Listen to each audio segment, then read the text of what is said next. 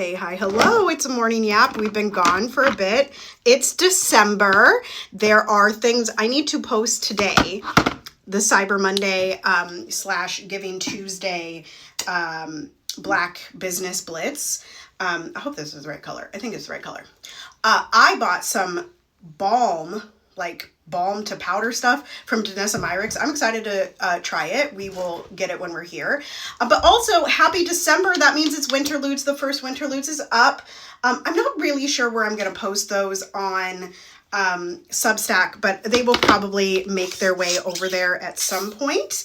But anyway, so that's what's going on. My album is definitely going to release this month. I am just making that happen, whether or not the marketing is done, because that is the holdup there.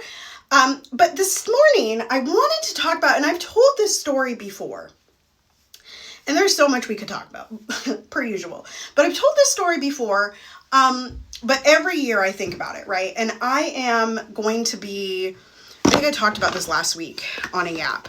I am definitely going to be telling some more of my experience inside of academia as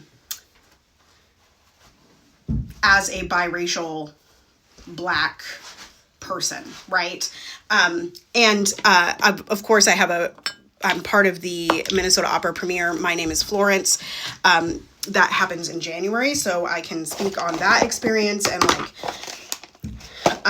how wonderful it is, and kind of the questions that still remain for me about this kind of work, etc.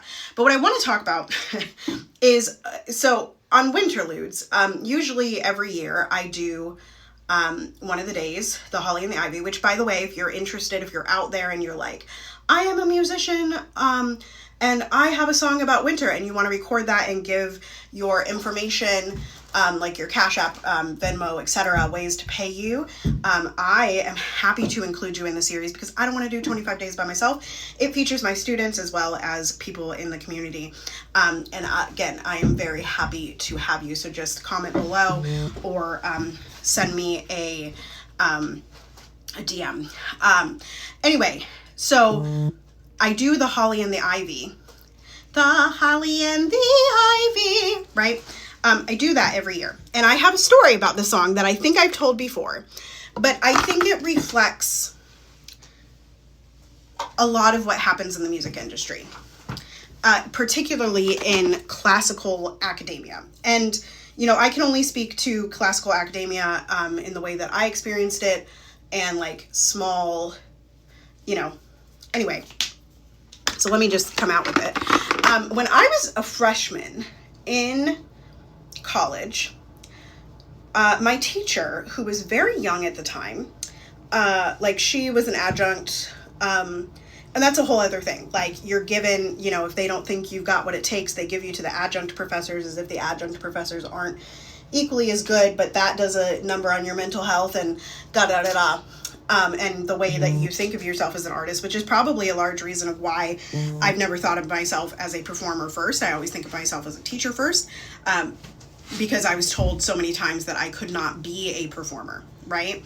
But anyway, my freshman year, my teacher decided that I was not confident enough in my performing, and so the only way that I was going to get confident enough in performing was to put me out in the center of the music building and sing this song with a friend, sing the Holly and the Ivy. And it didn't help my stage fright. It didn't help my confidence. It didn't help me feel like a person, it didn't help me. It didn't help me. And, I think, yes, we have to do hard things. And yes, we can give ourselves safety inside of our brains. But I also think that people shouldn't force the time, their own timelines on things. And I understand in academia, like everyone is a victim of academia, right? Everybody that is in academia is a victim. Like the professors are a victim, the students are a victim, the heads of the music departments and the deans, the president, everyone is a victim in the system of academia, which relies so heavily on capitalism and white supremacy, right? And like the way that those are structured. And the whole reason that like DEI is being eliminated and affirmative action is being eliminated and these things is because too many Black people, too many women, too many people of color, too many people of the global majority have gotten to the level of white people that they were trying to gatekeep, right?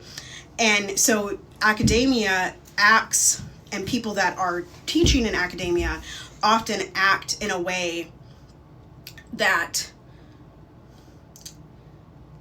aligns with the white supremacist capitalistic system, right?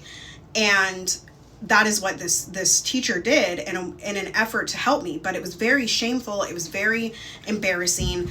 And again, it didn't make me any more confident in my abilities. And so, you know, I am a big proponent of advocating and teaching the person in front of you, the actual human in front of you, right? And having the conversation with them about who they are and what they need in that moment. Because the reality is that the only person that knows what a person needs is the person themselves, right? And so while you can recommend certain things to people, and while that teacher could have recommended that I do this, but not threatened to lower my grade because I didn't do it, I knew that I didn't need that particular thing, that thing wasn't going to help me, that my brain didn't work that way, that my mental health didn't stand it. And in fact, I think my grades went down the next semester because of it. And I always thought of myself as less of a performer because I was so critiqued for not being able to do this thing that was quote unquote so easy. And sure, it might have been easy for somebody else, but it was not easy for me and this person. Anyway, that is a long-ish yap where I did not, once again, finish my makeup.